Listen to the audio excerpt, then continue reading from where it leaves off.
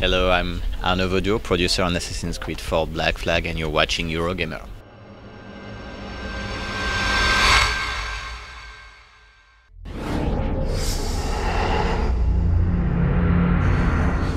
Greetings gamers and Assassin's Creed fans especially. I'm Ian Higton from Eurogamer, and I was recently invited by Ubisoft to visit both its Montreal and Singapore studios to get an unparalleled look behind the scenes at Assassin's Creed 4 Black Flag in development.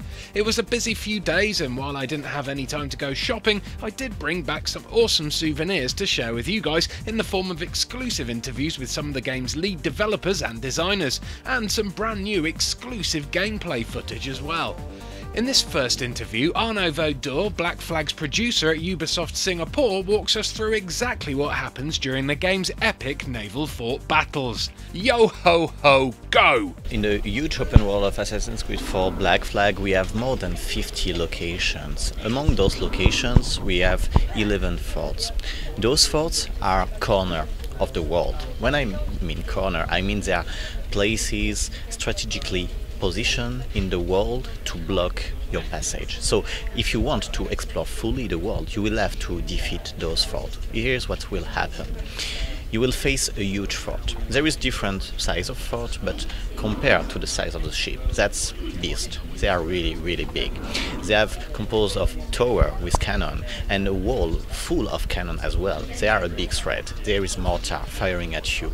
And if you want to defeat them, you better have a very strong ship. So you better have to upgrade your own ship in order to be strong enough to defeat those forts.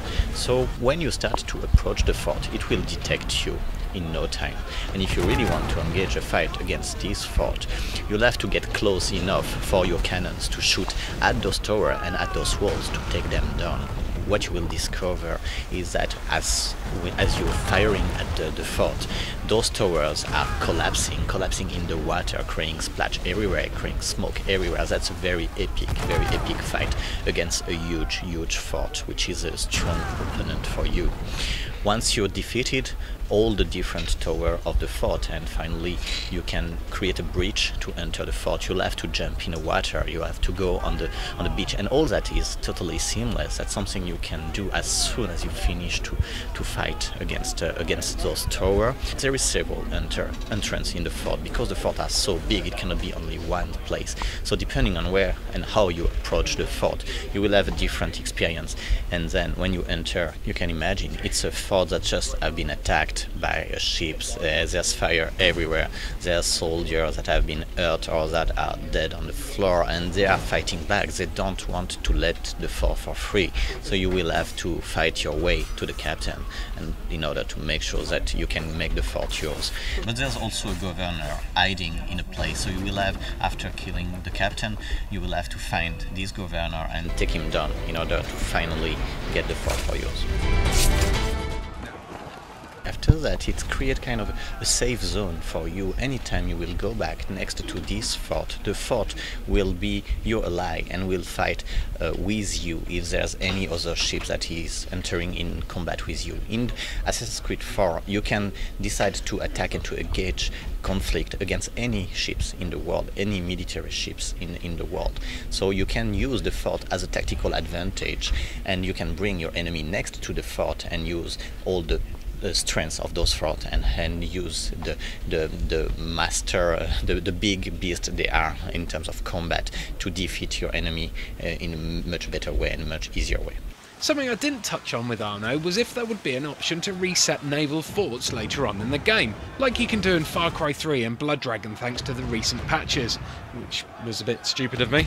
Luckily later on in Montreal I got the chance to pose that question to Ashraf Ismail, Black Flag's game director. For now, that's not the objective, mostly because the naval forts unlock side missions. So there's a series of side missions that are linked to each naval fort. We will see what the fan reaction is, if people really want this feature, and if we're able to actually fit it within the context that we've built. For sure we look into it. We listen to our fans, we love our fans. So we do listen. For now, that's not the objective because it's a bit more complex than the outposts from Far Cry 3. Thanks, Ash. Now back to Arnaud. Something you guys were keen to show me during the demo was the differences in the procedural destruction between current and next-gen versions.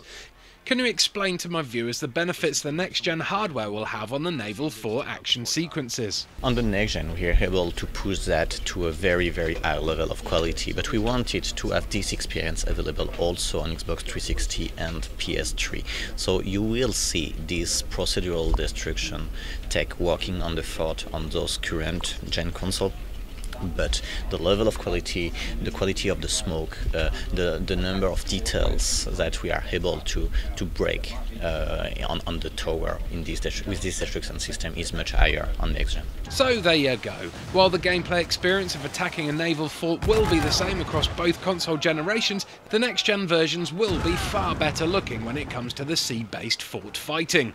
More smoke and more rubble will sound like small additions, but it all comes together to create a more visually stunning and, in the heat of battle, visceral experience which goes miles towards creating a more realistic, believable world.